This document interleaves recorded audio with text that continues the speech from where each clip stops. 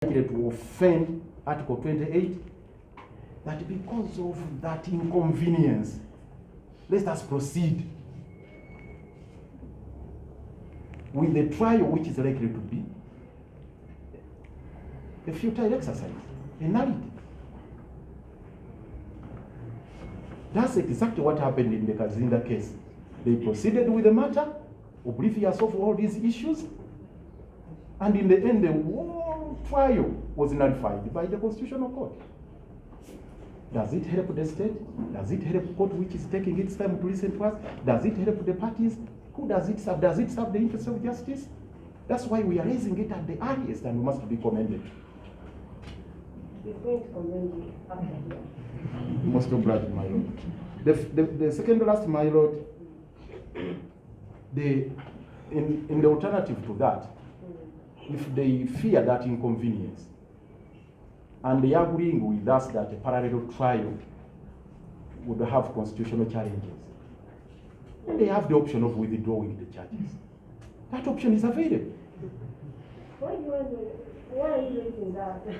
Where is that coming from? It is coming from the inconveniences they explain they are going to have to suffer. No, of course they have. I don't think that should arise that they should withdraw. Most obliged, my lord. Most obliged. Let me make a very substantive one, my lord. The motive being different. I did indicate, my lord, Mr. Bilufumuka submitted that the motive in this particular case and in the other one, he didn't substantiate this. What was the motive in the Rwengo case, which is different from the motive in the matter before you? What is it that is? He didn't substantiate it. He didn't particularize it. Of course, in one of the charge sheets, they are saying the motive was political. And for me, in my submission, my lord, which I would like to reiterate, if it was a political motive in the massacre case, and the next up, yes, okay.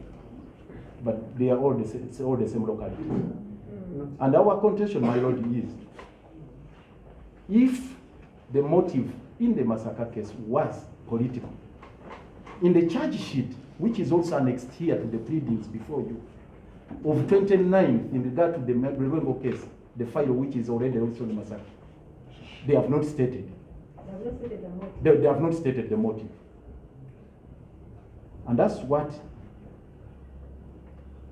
buttresses our argument that, my lord,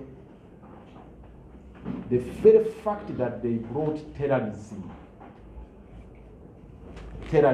as the motive, terrorism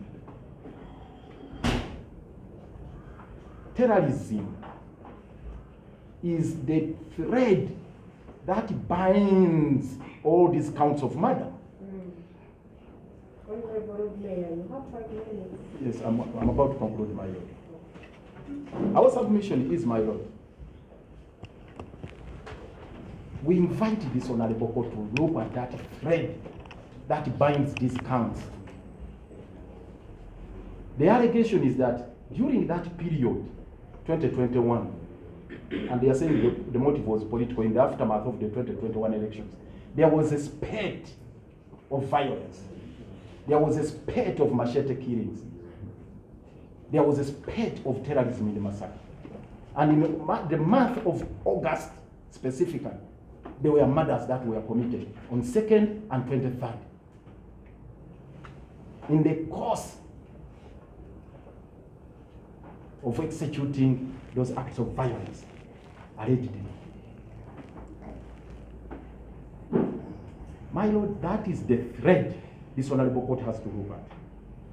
And we have already referred to you, my lord, to the case of Ojuya Santo, Uganda versus Ojuya Santo. My brother, my young friend, the Honorable Ssegirinya referred to it. I'll take you to paragraph 15 on page 8. It's the last point I am making, my lord. And the approaches to be considered. The Land Justice Movie Rule said whether the acts alleged in the charges were committed with a single intent in the course of a single criminal transaction, and whether the evidence necessary to establish one of the offenses involves proof of the other. So one of the factors to be considered, the approaches, is whether the acts alleged in the charges were committed with a single intent in the course of a single criminal transaction. So in this particular case, what was that single criminal intent? That is the overriding theme, overriding issue. The single criminal intent was a political advancement of a political agenda according to the charge sheet, which gave rise to acts of terrorism and translated into murder. So that's the thread that binds together these charges and should be a compelling factor for this honorable court to join these parties. The last one, again on page 7, paragraph 14, Justice Mubiru said, page 7 of this same judgment, the decision, paragraph 14, the last sentence, the second last. There is no universal test or criterion, though, which can be applied to every case to determine whether an accused can be charged and convicted of multiple offenses arising from the same act or transaction, whether or not the actions of the accused amount in substance to one offense. The basic approach is that of common sense and fairness.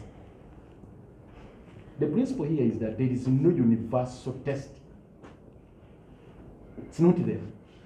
All our colleagues are talking about, they want to tie the hands of court and restrict court to only section 23 of the TIA.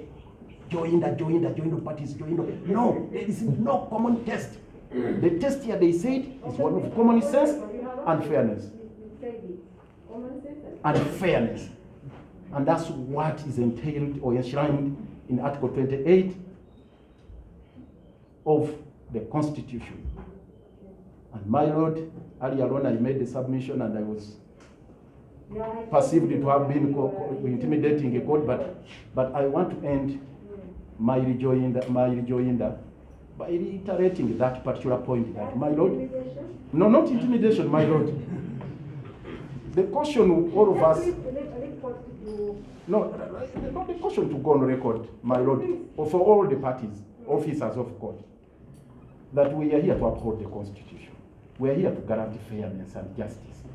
And if we all agree that there is no clear motive of keeping these files separate, why are we hell-bent on breaching the Constitution, well knowing that the result will not stand the test of time? That would be dangerous, my Lord. So I invite this honorable court to put that into consideration. Because the reason why our clients are in jail right now is because here in this file, they are on bail. The one in Masaka, they are not on bail. And that's where the problem is, my Lord. Here, this honorable court granted them bail. That you are now bailing? Yes, my Lord. I was talking about the intent and motive and the result. I beg to submit, my Lord. I reiterate our prayers that you be pleased to find in favor of the applicants. I beg to move, my Lord. I thank you. Thank you so much.